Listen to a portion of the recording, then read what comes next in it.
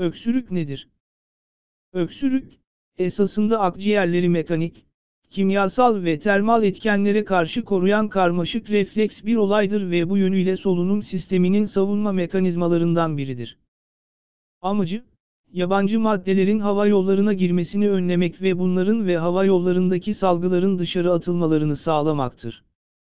Öksürük refleksi, istemli olabileceği gibi bazen isteğimiz dışında da ortaya çıkabilir.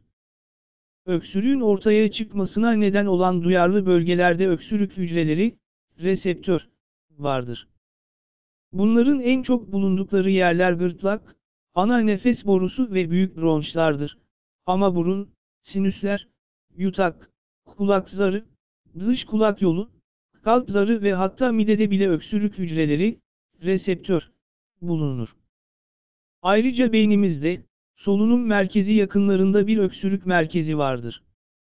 Öksürük hücreleri, reseptörleri, sinirler aracılığıyla gelen uyarılar sayesinde bu merkez aktive olur ve bunun sonucunda da yine sinirler aracılığıyla öksürüğü oluşturacak yapılara gerekli uyarılar gönderilir. Öksürüğe iyi gelen bitki çayları. Soğuk algınlığı nedeniyle oluşan öksürük içinse hem öksürüğünüzü alacak hem de vücudunuzu güçlendirmenize yardımcı olacak nane çayı, zencefil çayı ve ada çayı içebilirsiniz. Genel olarak sıcak içecekler boğazı yumuşattığı için özellikle kuru öksürüğe iyi gelir. Bu çayların içerdiği vitamin ve mineraller, hastalık nedeniyle oluşan öksürüğün dışında, hapşırmalarınızı, ağrılarınızı, burun akıntısını hafifleterek hastalığın süresini kısaltmaya yardımcı olacaktır. Bir zencefil çayı. Nezle, grip nedeniyle yaşanan öksürükler için zencefil çayı kullanabilirsiniz. Zencefil çayı nasıl hazırlanır? 2 çay kaşığı rendelenmiş ya da küçük bir parça doğranmış taze zencefil. 2 bardak su. Suyu kaynattıktan sonra zencefilleri içine atın, 5-10 dakika bekledikten sonra çayı bir bardağa süzün. Dilerseniz içine bal ya da limon ekleyebilirsiniz. 2 nane çayı. Geleneksel olarak kullanılan nane limon çayı soğuk algınlığı tedavisinde ve öksürüğe karşı en etkili bitkisel çaylardan biridir. Bu karışımın etkisini arttırmak için nane ile eşit miktarda civan perçemi ve bir miktarda bal ekleyebilirsiniz. Nane çayı nasıl hazırlanır? Nane çayını marketlerden poşet çay şeklinde alabileceğiniz gibi nane yaprağı alarak evinizde de demleyebilirsiniz. Nane çayını hazırlamak için 6-8 bardak sıcak suyun olduğu demliğe poşet çayı veya nane yapraklarını yerleştirin ve 4-6 dakika bekleyin. Nane çayınızı biraz limon ve bir miktar şeker ile de tatlandırabilirsiniz. 3 ada çayı. Toksinlerin vücuttan daha hızlı atılmasını sağlayan ada çayı aynı zamanda kuru öksürüğe karşı boğazı yumuşatmak için de kullanılabilir. Eğer boğaz ağrınız varsa ada çayını demledikten sonra soğutun ve birkaç damla limon ekleyerek gargara suyu olarak kullanın. İltihaplanmaları geçirici özelliğiyle bir süre sonra ağrıları hafifletecektir. Ada çayı nasıl hazırlanır? Ada çayı yapımı için taze veya kurutulmuş ada çayı yaprakları kullanabilirsiniz. Yaklaşık 2 gram ada çayı üzerine 200 ila 250 milim kaynar su ilave edilerek 10 dakika kadar demlenir. Yaprakları süzülür ve fincana doldurularak servis edilir. Eğer poşet çay yapmak isterseniz, bir poşet ada çayını bir fincana koyup üzerine 200 milim sıcak su ekleyin ve 5-10 dakika kadar demleyin. Ada çayı demleme süresinin uzaması çayın acı bir tat almasına neden olabileceğinden, çok uzun süre demlenmemesi önerilir.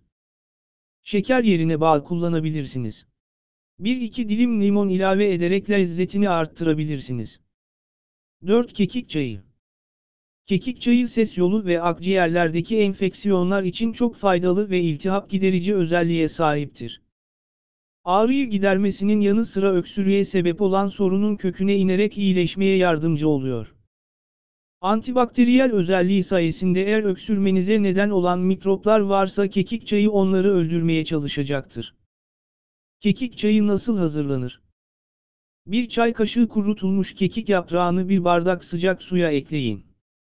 Bardağın üstünü kapatın ve böylece önemli uçucu yağların buharlaşmasını engelleyin. Süzün ve tatlandırmak için bal ekleyin. Bal. Boğazın arkasını bir tabaka gibi kaplayarak kekiğin içindeki balgam sökücü özelliği pekiştirir. Öksürük için günde birkaç defa için. 5 bal. Doğal bir antibakteriyel olan bal. Boğaz tahrişine neden olan bakterilerden kurtulma sürecini hızlandırır. Ayrıca su tutucu özelliğiyle boğaz kuruluğunu alarak boğazı yumuşatır ve kuru öksürüğü keser. B6, niasin, riboflavin, kalsiyum, demir, magnezyum ve fosfor açısından zengin olduğu için vücudun hastalıkla mücadelede ihtiyaç duyduğu desteği sağlar. Antioksidan etkisiyle, vücutta bulunan serbest radikallere karşı savaşır. Bazı çaylar doğal olarak tatlıdır ve içmesi kolaydır. Ancak bazılarının tadı acı gelebilir. Öksürüğe karşı hazırladığınız çaylarda tatlandırıcı olarak bal kullanabilirsiniz. Bal aynı zamanda kuru öksürük nedeniyle tahriş olan boğazınızı yumuşatır ve kaşınma duygusunu alır. Bir bardak çay için bir çay kaşığı bal yeterlidir.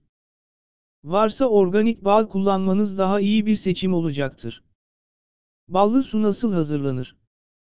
Bal, limon ve sarımsak, kısacası süper karışım dolu göğsün rahatlatmak istiyorsanız en etkili yöntemlerden biri olan ağır soğuk algınlığı tedavisinde oldukça etkili bir karışımdır. 1 adet limonun suyunu, 2-3 diş ezilmiş sarımsak ve 1 yemek kaşığı balla karıştırın. Karışım çok yoğun olursa bir miktar daha limon suyu ekleyebilirsiniz. Öksürüğünüz arttıkça bu karışımdan 1-2 tatlı kaşığı, şurup gibi içebilirsiniz. Buzdolabında tazeliğini 4-5 gün korur. Yeni bir içerikte görüşmek dileğiyle kendinize iyi bakın.